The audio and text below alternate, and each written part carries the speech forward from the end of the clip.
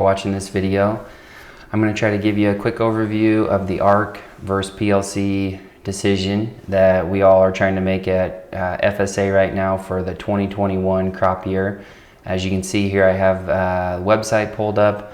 edencrop.com is the URL, and then I've clicked on the updates tab here towards the top, and looking at the most recent post is the ARC versus PLC. And so the deadline to sign up is March 15th, or to make any changes at FSA. Even if you don't want to change anything, if you're happy with your choices from before, you may still need to sign a new contract at FSA, so definitely give them a call and they'll let you know if you need to sign a new contract. And then obviously if you want to change your current enrollments, you would need to contact them as well to change those elections. So for 2021, that's the crop year we're deciding on, and of course we all want to know which one's the better choice. And obviously it's heavily dependent on two main things: futures prices and weather. And neither one of those, does anyone really know what will happen? But we do know, at least for both of these programs, what the price guarantees are and what the revenue guarantees are for our county. Hopefully, start out here saying neither one will pay.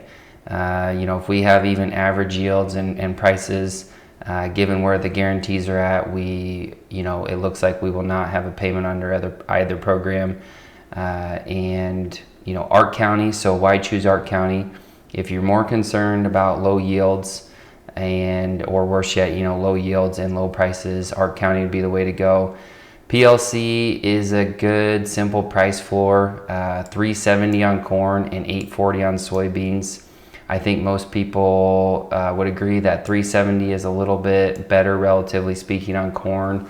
So if you can do ARC for one crop and PLC for the other. So if you were to want to do one for each program to diversify, I would definitely say do PLC on corn and ARC County on soybeans, because again, that $3.70 price on corn is pretty good.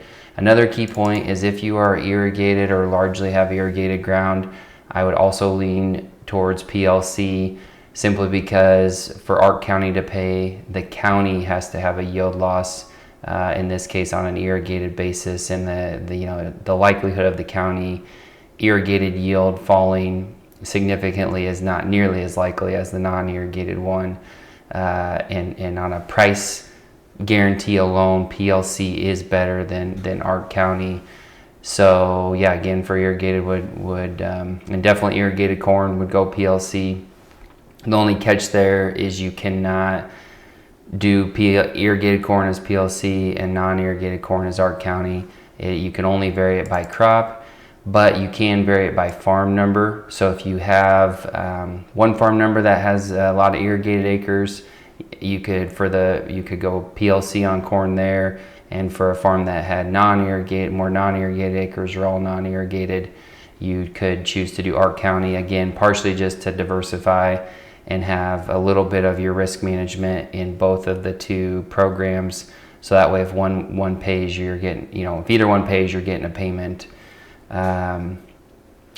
That's kind of a quick overview, and if you have any questions, definitely feel free to give me a call. A couple other quick notes: wheat, if the program is based off of your base acres, not what you actually plant.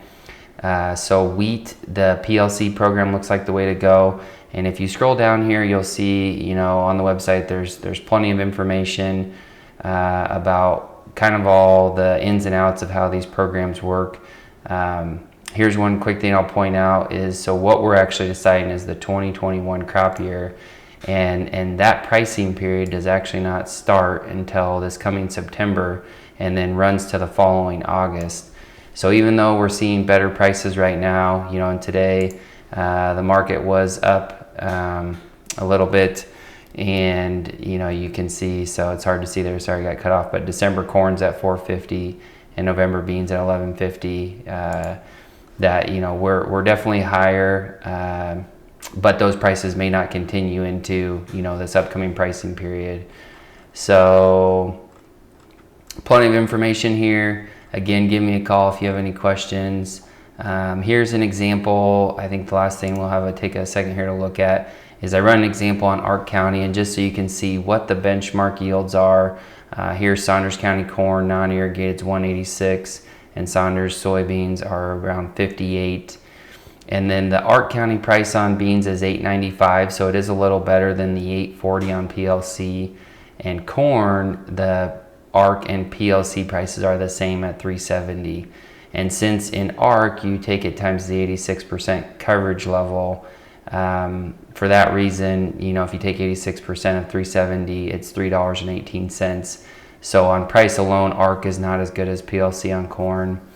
But again, soybeans, it actually starts out at a higher price. But then if we look and say, okay, if the market and your average price were to come in at the PLC prices, what would the trigger yield be? And so we know what the revenue guarantee is. So on corn in Saunders County, it'd be 160, and on soybeans, it would be 53. And believe it or not, in 2012, when we had a drought, so if we had something like that happen again, the county yield was 85 on corn and 30 on beans. We'll need to say it would more than max out the payment for these ones and for all the non-irrigated counties, and even on some of the irrigated, it would still be kicking in a payment. Because essentially in this what if example, it's showing both a price and a yield loss, which is, you know, would be the best way that Ark County would trigger, the most likely way. So with that said, again, if you have any questions, please give me a call, and thank you for watching this video.